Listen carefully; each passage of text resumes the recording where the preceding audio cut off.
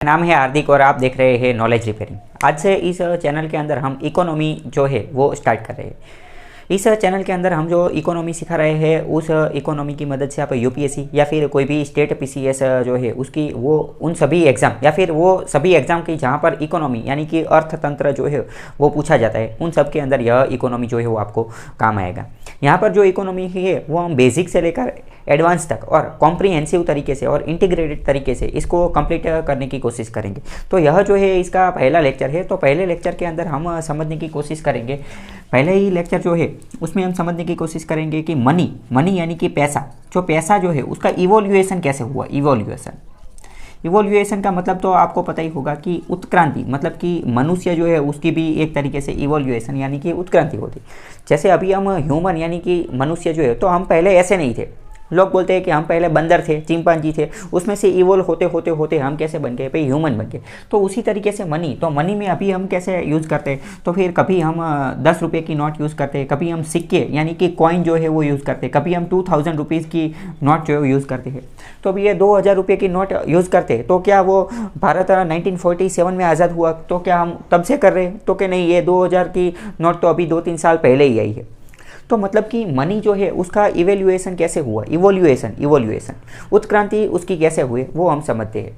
सबसे पहले अगर मनी की बात करें तो सबसे पहले जो है वो ट्रांजैक्शन जो है वो किस तरीके से होता था। तो सबसे पहले जो ट्रांजैक्शन है वो बार्टर सिस्टम से होता था। यह बार्टर सिस्टम जो है वह सबसे अच्छी और इसमें कोई झंझट नहीं थी, क्योंकि पहले तो मनुष्य जो है वो आदि मानव था और जंगल में रहता था और तब उसका काम सिर्फ 2-3 ही काम थे। एक तो फूड गैदरर यानी कि खाना जो है उसको संग्रह करना, और फिर क्या था कि हंटर या फिर उसको शिकारी के तरीके से वो काम करता था। लेकिन फिर धीरे धीरे क्या हुआ भाई, इवोल्यूएशन होना स्टार्ट हुआ। फिर धीरे धीरे इन लोगों ने खेती का आविष्कार कर लिया, यानी कि एग्रीकल्चर, कुछ जो कृषि करने की विद्या जो है वो प्राप्त कर ली।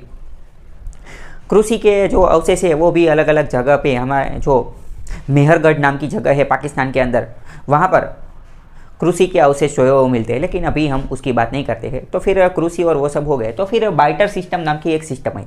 बार्टर सिस्टम में क्या होता था, ये एक तरीके की एक्सचेंज सिस्टम थी। एक्सचेंज सिस्टम यह, अगर आप कोई हॉस्टल में रहते हैं तो हॉस्टल के अंदर यह सिस्टम जो है वो देखने को मिलती है। अगर मान लो कि बॉयज़ हॉस्टल है, तो अगर मान लो कि साबू है, तो साबू भाई एक रूम के अंदर मान लो कि 5 लोग रह रहे हैं, तो फिर 5 के बीच में एक ही साबू होगा।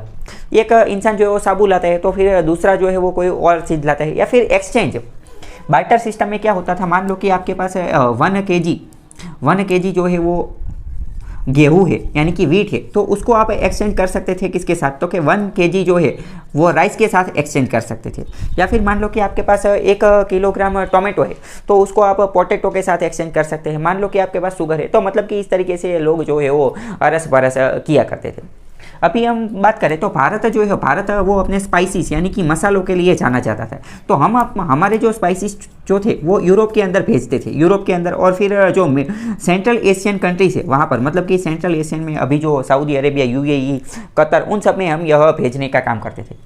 और तो भारत के पास तो अच्छे खासे स्पाइसेस और वो सब थे, तो वो हम इंडिया से यूरोप में भेजते थे।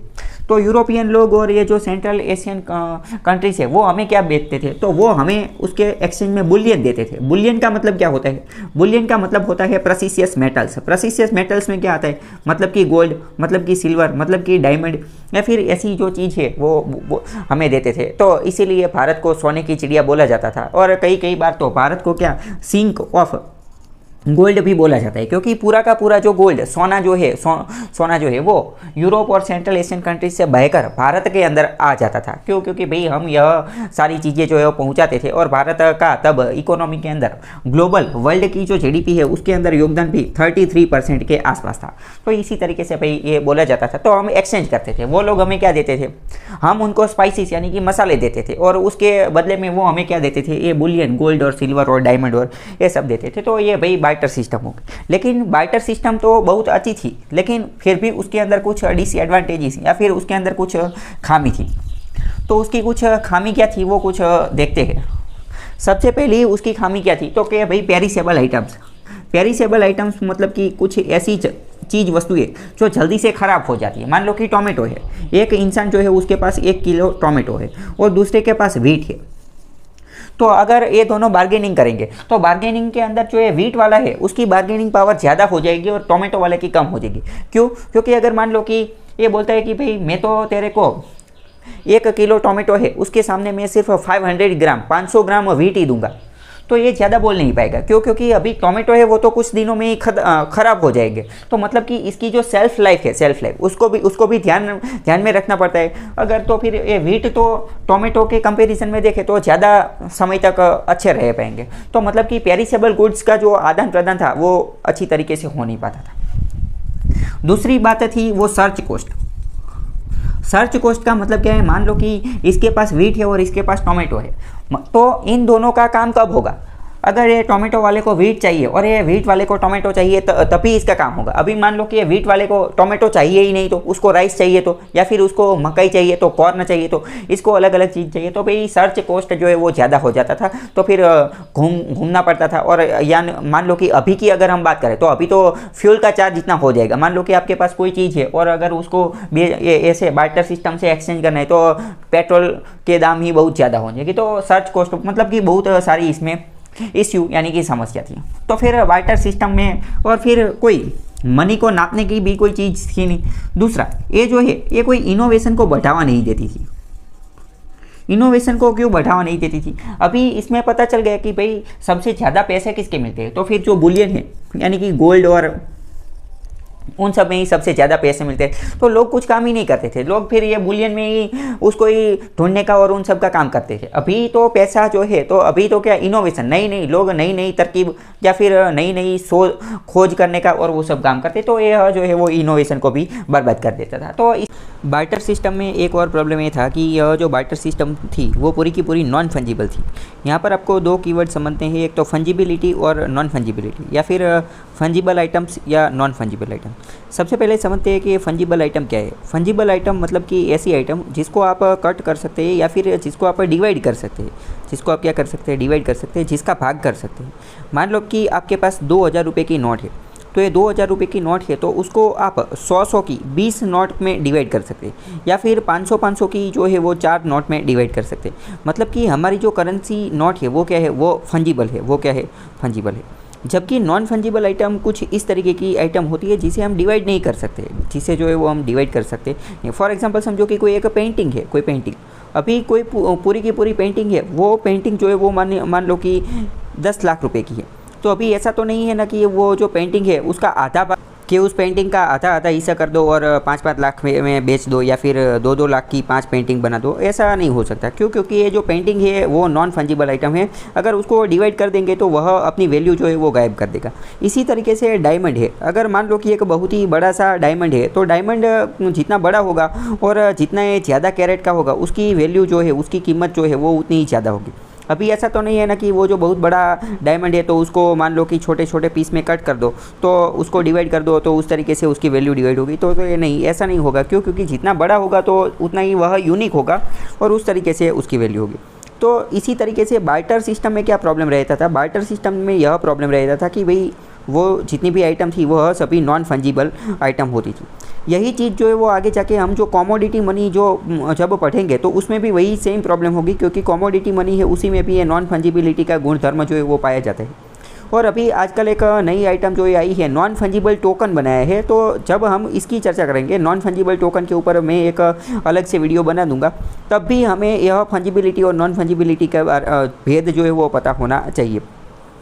और ये जो नॉन फंजिबिलिटी है उसके रिगार्डिंग तो इस बार जो यूपीएससी ने जो है वो एग्जाम में प्रीलिम्स में उसी में एक क्वेश्चन भी पूछ लिया था। यहाँ पर थोड़ा एक डिफरेंस देख लेते हैं। तो फंजिबल टोकन कैसे होते हैं कि डिविजिबल, जिसको डिवाइड कर सकते हैं। नॉन फंजिबिलिटी का मतलब क्या? उसको इनडिविजिबल, उसको डिवाइड नहीं कर सकते। फंजिबल का मतलब क्या? आप ऐसे याद रखो कि फंजिबल का मतलब डिवाइड करना, नॉन फंजिबल का मतलब कि डिवाइड नहीं कर सकता, इनडिविजिबल। ये फंजिबल आइटम होती है वो यूनिक नहीं होती है, नॉन यूनिक होती है। क्योंकि अगर यूनिक होती, अगर मान लो कि फंजिबल यूनिक होती तो उसको डिवाइड ही नहीं कर सकते, जबकि नॉन फंजिबल क्या होती है? यूनिक होती है। इसको आप एग्जांपल से याद रख लो कि नॉन फंजिबल में क्या आएगा, तो कि भाई जो पेंटिंग है वो आ जाएगा। अगर मान लो कि कोई हाउस है, कोई घर है, तो वो भी जो है वो ये नॉन फंजिबल आइटम के अंदर जो है वो आ जाएगा। फिर ये जो फंजिबल आइटम है तो वो इंटरचेंजेबल होती है, जबकि नॉन फंजिबल वो इरिप्लेसेबल होती है, उसको रिप्लेस नहीं कर सकते। यहाँ पर कुछ और जो नॉन फंजिबल मेनली जो है वो इंटेलेक्चुअल प्रॉपर्टी के लिए एकेडमिक टाइटल है। अगर मान लो कि आपको कोई पीएचडी का टाइटल मिले या कोई ऐसा कुछ मिले तो आप उसको पे डिवाइड नहीं कर सकते हैं।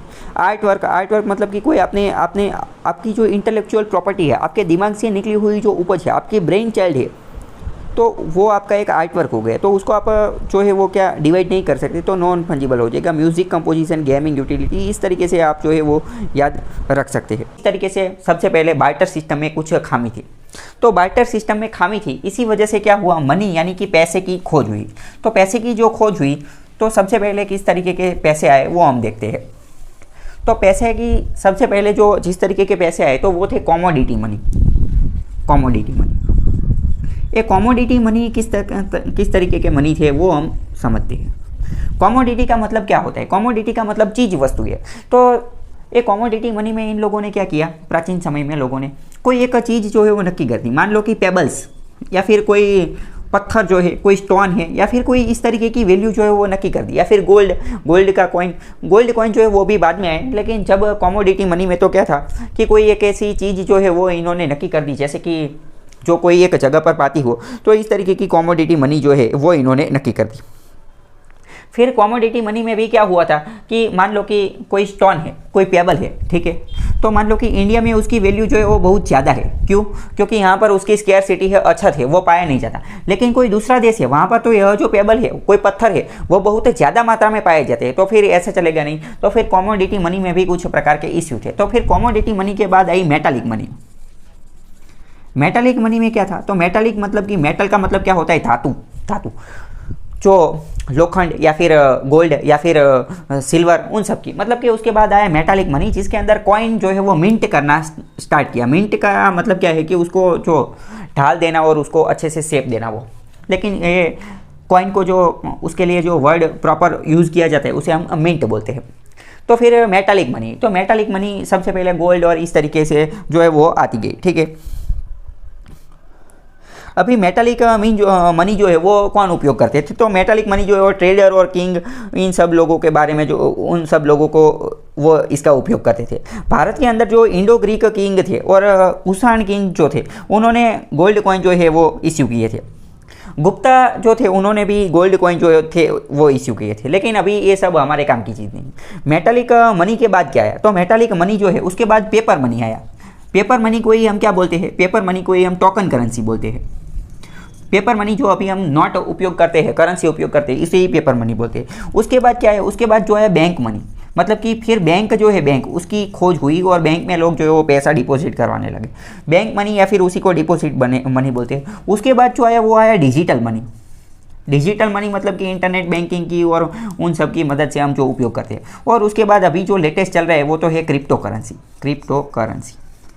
अभी यह सब बात तो ठीक है। तो अभी ये जो उत्क्रांति हुई है, इवोल्यूएशन हुआ है, तो उनमें हमें इन सब की ओर जाना है। कॉमोडिटी मनी के बारे में देखा, मेटालिक मनी के बारे में मैंने आपको थोड़ा बताया। उसके बाद पेपर मनी और बैंक मनी और ये डिजिटल मनी और एक क्रिप्टो करेंसी, ये सब आ गया। अभी यहाँ पर एक बात समझते हैं, ये जो मेटालिक मनी है उसके रिगार्डिंग 2-3 कीवर्ड है वो हमें पूछे जाते हैं, तो वो कीवर्ड समझते हैं। वो कीवर्ड है इंट्रिंसिक वैल्यू। सबसे पहला कीवर्ड क्या है, इंट्रिंसिक वैल्यू। ये इंट्रिंसिक वैल्यू का मतलब क्या है, इंट्रिंसिक वैल्यू का मतलब है आंतरिक मूल्य, इसका आंतरिक मूल्य। तो ये आंतरिक मूल्य क्या है, मान लो कि कोई मेटालिक मनी है, मान लो कि कोई गोल्ड यानी कि सोने का जो सिक्का है, सोने का सिक्का, तो उसका कोई आंतरिक मूल्य होता है, तो कि हाँ उसका आंतरिक मूल्य होता है। क्यों? क्योंकि अगर गोल्ड की कुछ वैल्यू है, गोल्ड जो है उसकी वैल्यू है। अगर मान लो कि कोई सिल्वर है, तो सिल्वर जो है उसकी भी कोई इंट्रिंसिक वैल्यू यानी कि आंतरिक वैल्यू है। अभी यहाँ पर हम एक बात समझते हैं। मान लो कि ये 10 रुपये का कॉइन है, 10 रुपये का सिक्का आप लोगों ने देखा होगा। ये 10 रुपये का जो सिक्का है वो किससे बना हुआ होता है, तो वो एक अलग प्रकार की मेटल होती है। मान लो कि वह लोहे का बना हुआ है, लोखंड जो है उससे बना हुआ है। तो इसकी वैल्यू क्या है, इसकी फेस वैल्यू क्या है, यहाँ पर हमें एक चीज़ समझने पड़ती है, फेस वैल्यू। तो फेस वैल्यू का मतलब क्या, फेस वैल्यू का मतलब है कि वो जो चीज़ है उसके ऊपर जो रकम लिखी हुई है उसे हम फेस वैल्यू बोलते हैं। मान लो कि 2000 रुपये की नोट है, तो इसकी फेस वैल्यू क्या हो गई, इसकी फेस वैल्यू 2000 रुपये हो गई, क्योंकि उसके ऊपर 2000 लिखा हुआ है, उसके ऊपर 2000 लिखा हुआ है। जो 100 रुपये की नोट है तो उसकी फेस वैल्यू क्या हो गई, 100, क्योंकि उसके ऊपर 100 रुपये लिखा हुआ है।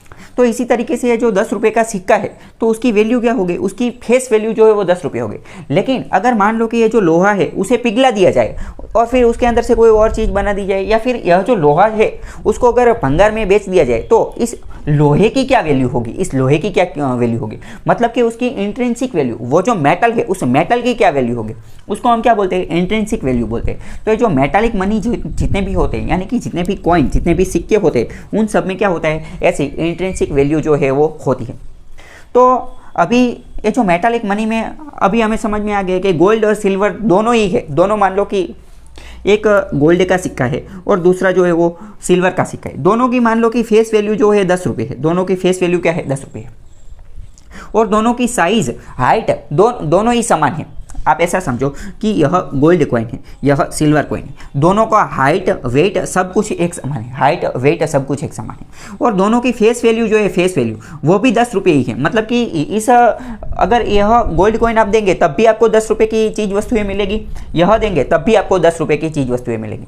लेकिन आप अपना दिमाग लगाइए और फिर बोलिए कि अगर इंट्रिंसिक वैल्यू की अगर हम बात करें, इंट्रिंसिक वैल्यू, तो अगर इन दोनों का कंपैरिजन किया जाए तो गोल्ड की वैल्यू जो है वो ज़्यादा होगी। क्यों? क्योंकि हमने पहले ही बोल दिया कि ये जो है ये दोनों की हाइट, वेट वो सब तो एक समान है, हाइट और वेट वो सब तो समान है। लेकिन गोल्ड जो है वो सिल्वर के मुकाबले उसकी प्राइस ज़्यादा है, तो इसकी इंट्रिंसिक वैल्यू यानी कि इसका आंतरिक मूल्य जो है वो ज़्यादा हो जाएगा। तो मतलब कि गोल्ड और डायमंड इन सब की जो मेटालिक करेंसी थी उनकी वैल्यू जो है वो ज़्यादा रहती थी। तो हमें सबसे पहले क्या समझना है कि भाई इंट्रिंसिक वैल्यू। अभी दूसरी बात समझते हैं, जो करेंसी नोट आती है, 2000 रुपये की नोट है, 2000 रुपये, तो 2000 तो क्या है, 2000 तो उसकी फेस वैल्यू है, 2000 रुपये क्या है, उसकी फेस वैल्यू है। लेकिन यह जो कागज़ है ये तो है तो कागज़ ही, अगर मान लो कि उसकी कोई इंट्रिंसिक वैल्यू है तो कि नहीं, उसकी कोई इंट्रिंसिक वैल्यू नहीं है, उसकी वैल्यू 2000 रुपये है। क्यों? क्योंकि आरबीआई ने एक प्रॉमिस किया है, आरबीआई ने एक ऐसा वादा किया है कि भाई मैं धारक को 2000 रुपये देने का वादा करता हूँ। वह एक प्रकार की प्रॉमिसरी नोट है, इसीलिए आरबीआई ने जो वचन दिया है, प्रॉमिस दिया है, इसीलिए उसकी वैल्यू जो है वो 2000 रुपये, उसकी कोई इंट्रिंसिक वैल्यू नहीं है। तो कई बार आपको जो है क्वेश्चन पूछ लेते हैं कि भाई इंट्रिंसिक वैल्यू का मतलब क्या है, या तो कई बार ऐसा पूछ लेते हैं कि इंट्रिंसिक वैल्यू इसमें है या नहीं है। तो इंट्रिंसिक वैल्यू कहाँ पर होती है? कॉइन के अंदर होती है, करेंसी नोट्स के अंदर नहीं होती है। कॉइन्स के अंदर होती है और करेंसी नोट के अंदर नहीं होती है। तो यह जो इंट्रिंसिक वैल्यू है उसके जैसे ही एक दूसरी चीज़ आती है, एक्सट्रिंसिक वैल्यू। यह जो एक्सट्रिंसिक वैल्यू है उसे ही हम क्या बोलते हैं, उसे ही हम फेस वैल्यू बोलते हैं, फेस वैल्यू। तो कई बार ऐसा भी बोला जाता है कि जो इंट्रिंसिक, अभी यहाँ पर हम कुछ एग्जाम्पल से कुछ बात समझने की कोशिश करते हैं। मान लो कि कोई चीज़ है, कोई एक सिक्का है, यह जो सिक्का है उसकी फेस वैल्यू यानी कि एक्सट्रिंसिक वैल्यू जो है वो 10 रुपये है, वो 10 रुपये। यह मान लो कि गोल्ड यानी कि सोने का सिक्का है, सोने का सिक्का है, इसकी फेस वैल्यू यानी कि एक्सट्रिंसिक वैल्यू कितनी है, 10 रुपये। यानी कि आप इस चीज़ को ले जाकर क्या खरीद सकते हैं, 10 रुपये की कोई भी चीज़ जो है वो खरीद सकते हैं। मान लो कि यह मार्कर की कीमत 10 रुपये है, तो आप इस सिक्के की मदद से एक मार्कर खरीद सकते हैं। अभी आगे समझते हैं। लेकिन अगर मान लो कि इसकी इंट्रिंसिक वैल्यू यानी कि यह जो गोल्ड से बना हुआ है, यह जो गोल्ड से बना हुआ है, इसकी इंट्रिंसिक वैल्यू यानी कि उस गोल्ड की वैल्यू 10 रुपये से ज़्यादा है, मान लो कि 20 रुपये है, मान लो कि 20 रुपये, तो क्या होगा? अगर ऐसा है तो यह जो सिक्का है वो चल नहीं पाएगा। क्यों? क्योंकि लोग क्या करेंगे, लोग यह जो सिक्का है उसको स्टोर करना शुरू कर देंगे, और फिर इसको मेल्ट करके इसकी कोई और चीज़ बनाकर जो है इससे 20 रुपये का प्रॉफिट जो है वो कमा लेंगे। यहाँ पर मैं आपको कुछ एग्जाम्पल देना चाहता हूँ। कुछ समय पहले बांग्लादेश के अंदर जो है क्या हुआ करता था, जो पहले जो 2 रुपये का सिक्का आता था, तो 2 रुपये के सिक्के की जो साइज़ थी वो बहुत ज़्यादा हुआ करती थी। तो ये लोग क्या करते थे, भारत के अंदर से जो पश्चिम बंगाल है, वेस्ट बंगाल, वहाँ से ये लोग इसकी स्मगलिंग करके बांग्लादेश में यह जो भेज देते थे। मतलब कि कुछ समय भारत सरकार के ऑफिसर्स लोगों ने देखा कि भाई भारत के अंदर से जो सिक्के हैं वह गायब हो रहे हैं, यानी कि उस सिक्के की जो संख्या है वह बहुत ही कम हो रही है। तो उन्होंने रिसर्च किया कि वही कहाँ जा रहे हैं, तो उनको पता चला कि वेस्ट बंगाल से यह स्मगलिंग होकर बांग्लादेश में जा रहे हैं।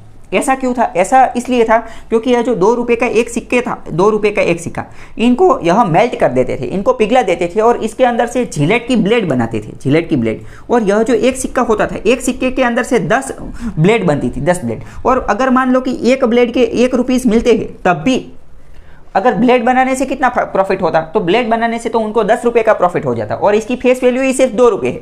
तो मतलब कि यह 2 रुपये जो है इसका जो प्रयोग 2 रुपये से करने की बजाय वो लोग क्या करते थे, इसको 10 रुपये में कन्वर्ट कर देते थे। मतलब कि कोई भी करेंसी, कोई भी जो कॉइन है वो कब चल पाएगा, वो तभी चल पाएगा जब उसकी इंट्रिंसिक वैल्यू जो है, इंट्रिंसिक वैल्यू वह लेस यानी कि कम है, किसके मुताबिक, उसकी एक्सटेंसिक वैल्यू के मुताबिक। क्यों? क्योंकि अगर उसकी एक्सटेंसिक वैल्यू ज़्यादा है तब तो लोग उसको करेंसी की तरह उपयोग ही नहीं करेंगे, तब लोग उसका ट्रांजेक्शन में उपयोग ही नहीं करेंगे, बल्कि इस तरीके से कुछ और कर देंगे। हमारे जो दिल्ली सल्तनत थी तो एक शासक हुआ था MBT, मोहम्मद बिन तुगलक। ये मोहम्मद बिन तुगलक जो थे उन्होंने भी कुछ इसी प्रकार का जो है वो एक प्रयोग किया था। उन्होंने क्या किया था, सभी प्रकार की करेंसी जो है उसकी कीमत एक समान कर दी। सभी प्रकार की जो करेंसी थी, मतलब कि मान लो कि गोल्ड कॉइन है या फिर सिल्वर कॉइन है या फिर ब्रॉन्ज कॉइन है, तो इन सभी की वैल्यू जो है वो एक समान कर दी। तो इन सभी की वैल्यू एक समान कर दी तो लोगों ने क्या किया, लोगों ने जो गोल्ड कॉइन है उसको एक्सचेंज कर लिया ये सिल्वर कॉइन से। मतलब कि गोल्ड कॉइन जो है वो अपने पास स्टोर कर दिए और बाकी के जो कॉइन है उसको बाहर रख दिए। तो फिर ये MBT को पता चला कि हमारा खजाना तो जो है वो खाली हो रहा है। तो मतलब कि एक चीज़ हमेशा ही याद रखनी है प्रैक्टिकल में, क्या इसको स्टेटमेंट के रूप में या फिर इस तरीके से आपको पूछ लेंगे कि भाई इंट्रिंसिक वैल्यू के प्रैक्टिकली अगर किसी चलन यानी कि जो कोई करेंसी है उसको चलना है तो उसकी इंट्रिंसिक वैल्यू लेस होनी चाहिए, किसके मुताबिक, उसकी एक्सटेंसिक वैल्यू के मुताबिक। क्योंकि अगर एक्सटेंसिक वैल्यू, उसकी इंट्रिंसिक वैल्यू ज़्यादा है तो लोग उसका ट्रांजैक्शन में उपयोग ही नहीं करेंगे, लोग जो है उसका दूसरी तरीके से उपयोग करेंगे। अभी यहाँ पर दो चीज़ और समझनी होती है। कुछ कॉइन होते हैं वो होते हैं फुल बॉडीड कॉइन, और कुछ कॉइन जो होते हैं वो होते हैं टोकन कॉइन या फिर टोकन करेंसी।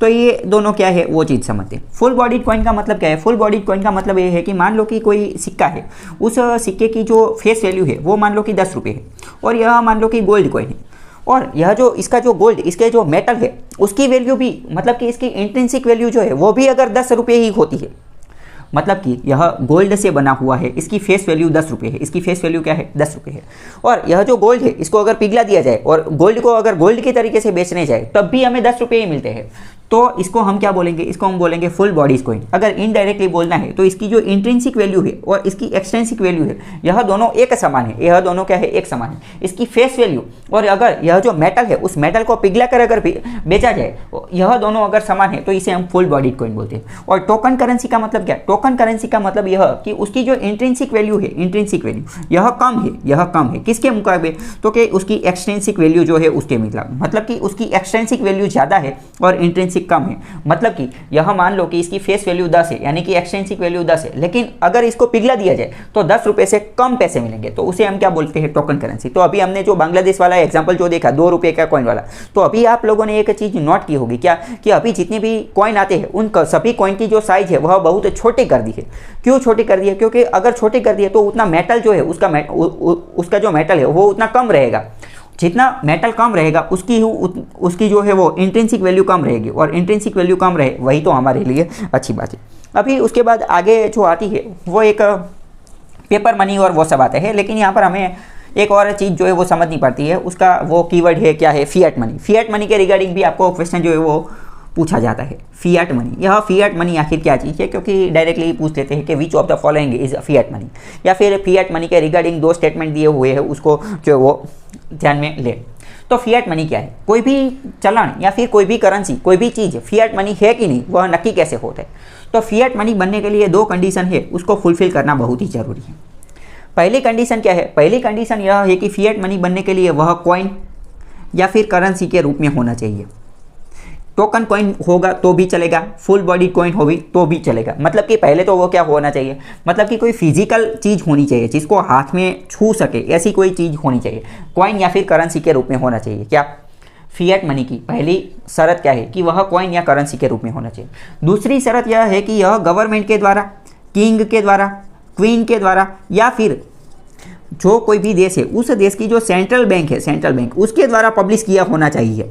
अगर मान लो कि आप अपने घर में कोई नोट छाप देते हैं और तो फिर वह फिएट मनी नहीं कहलाएगा, ठीक है। फिएट मनी किसी भी चीज़ को, कोई भी चलन है उसको हम फिएट मनी कब बोलेंगे? अगर वह 2 कंडीशन फुलफिल करता है। तो पहले तो वह कॉइन करेंसी या फिर टोकन करेंसी कोई भी हो, कॉइन या करेंसी के स्वरूप में होना चाहिए। दूसरा, उसको गवर्नमेंट के द्वारा, किंग के द्वारा, क्वीन के द्वारा या फिर सेंट्रल बैंक के द्वारा इश्यू किया होना चाहिए, तभी हम उसको फिएट मनी बोलते हैं। अभी यहाँ पर हम कुछ बातें समझते हैं। मान लो कि 100 रुपये की नोट है, तो 100 रुपये की नोट क्या फिएट मनी है? तो पहली चीज़ से हम चेक करते हैं क्या वह करेंसी नोट है, फिजिकल स्वरूप में है? तो फिर हाँ होती है। अभी रानी की वाव वाली जो नोट आती है ब्लू कलर की, तो मतलब कि तो पहली शर्त तो वो फुलफिल करती है। दूसरी समझते हैं कि क्या उसको गवर्नमेंट किंग क्वीन ने लॉन्च किया है? तो कि नहीं, उसने नहीं किया, लेकिन सेंट्रल बैंक ने किया है, क्योंकि हमारी आरबीआई जो है उन्होंने उसको लॉन्च किया है। तो मतलब कि यह जो दूसरी शर्त है उसको भी फुलफिल करता है। तो 100 रुपये की नोट जो है वो फिएट मनी है, वह क्या हो जाएगी? फिएट मनी हो जाएगी। तो इस तरीके से फिएट मनी का कॉन्सेप्ट आपने समझ लिया। अभी दूसरी एक चीज़ होती है लीगल टेंडर। यह लीगल टेंडर क्या है वो समझते हैं। लीगल टेंडर और फिएट मनी, इन दोनों को मिक्स करके ही क्वेश्चन जो है वो पूछा जाता है। लीगल टेंडर का मतलब क्या? लीगल का मतलब क्या है? लीगल का मतलब होता है कानूनी।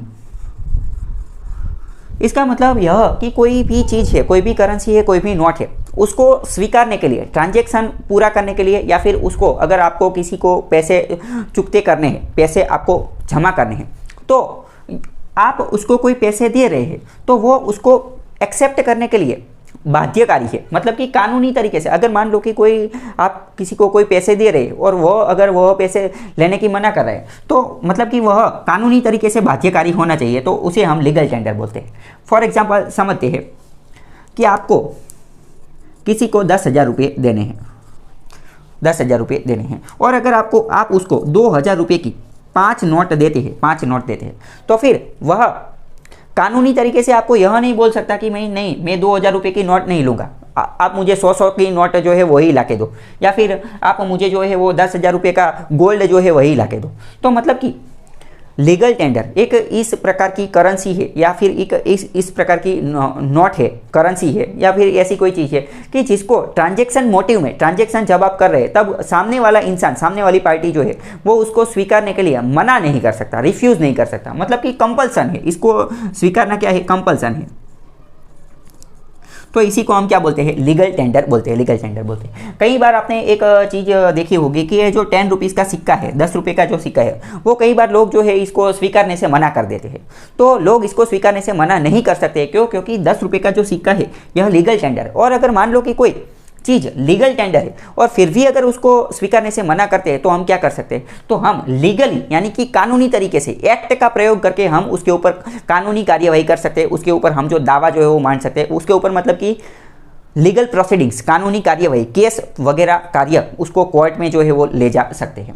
तो फिएट मनी तो इस तरीके से होता है। लीगल टेंडर मतलब कि कानूनी तरीके से वो लेने का बाध्यकारी। अभी मान लो कि आपको किसी को 10,000 रुपये देने हैं, और अगर मान लो कि आप घर के अंदर एक जो कागज़ है उसका टुकड़ा लेते हैं 2,000 की साइज़ का ही, और उसके ऊपर 10,000 लिख देते हैं, और यह कागज़ का टुकड़ा आप उसको दे देते हैं, तो क्या वो उसको स्वीकार करेगा? नहीं स्वीकार करेगा। क्यों? क्योंकि यह जो 10,000 का टुकड़ा है वह लीगल टेंडर नहीं है, लीगल टेंडर नहीं है। अगर मान लो कि आपको किसी को 10,000 रुपये देने हैं, और अगर आप उसको बोलते कि भाई 10,000 रुपये का मैं तुम्हें 10,000 कैश नहीं देता हूँ, लेकिन मैं तुम्हें 10,000 रुपये का अमेजोन वाउचर दे देता हूँ, अमेजोन या फिर फ्लिपकार्ट का वाउचर दे देता हूँ, अभी सामने वाला स्वीकार कर भी सकता है और नहीं भी कर सकता है, लेकिन आप सामने वाले को फोर्स नहीं कर सकते। क्यों? क्योंकि यह लीगल टेंडर नहीं है। ये जो वाउचर है ये कोई लीगल टेंडर नहीं है। लीगल टेंडर क्या है? लीगल टेंडर वही होते हैं जो गवर्नमेंट के द्वारा या फिर सेंट्रल बैंक के द्वारा इश्यू किए जाते हैं। तो आशा करता हूँ आपको ये लीगल टेंडर जो है यह अभी समझ में आया होगा। अभी हम कुछ एग्जाम्पल से समझेंगे ताकि ये जो फिएट मनी और इसका जो कॉन्सेप्ट है यह आपका क्लियर हो जाए। कई बार पूछते हैं कि भाई ये जो 2,000 रुपये की नोट है, क्या यह फिएट मनी है, क्या यह लीगल टेंडर है, या फिर यह दोनों है? हम समझते हैं कि भाई 2,000 रुपये की नोट, तो इसको इस टेस्ट कराते हैं। इसका 2,000 रुपये की नोट है, क्या यह कॉइन या करेंसी फिजिकल स्वरूप में है? तो फिर हाँ, वह फिजिकल स्वरूप में है, तो पहली कंडीशन तो फिएट मनी की फुलफिल हो गई। दूसरी, इसको क्या किंग क्वीन इसने लॉन्च किया है? तो भाई सेंट्रल बैंक ने लॉन्च किया है, तो मतलब कि दोनों ही करेंसी जो है वो, दोनों ही कंडीशन जो है वो फुलफिल हो गए। तो मतलब कि 2,000 की नोट जो है वो क्या है? फिएट मनी है।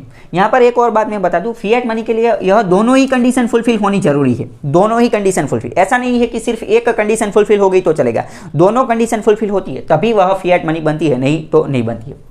तो मतलब कि 2,000 रुपये की नोट है वह फिएट मनी बन गई। अभी समझते हैं कि वह लीगल टेंडर है कि नहीं, तो वह लीगल टेंडर भी है। क्यों? क्योंकि उससे आप जो है वो ट्रांजेक्शन कर सकते हैं, और कोई भी इंसान उसको ट्रांजैक्शन के रूप में स्वीकार करने से मना नहीं कर सकता। क्यों? क्योंकि अगर वो मना करता है तो आप उसको कोर्ट में ले जा सकते हैं। तो यह भी क्या हो गया? यह एक प्रकार का लीगल टेंडर है।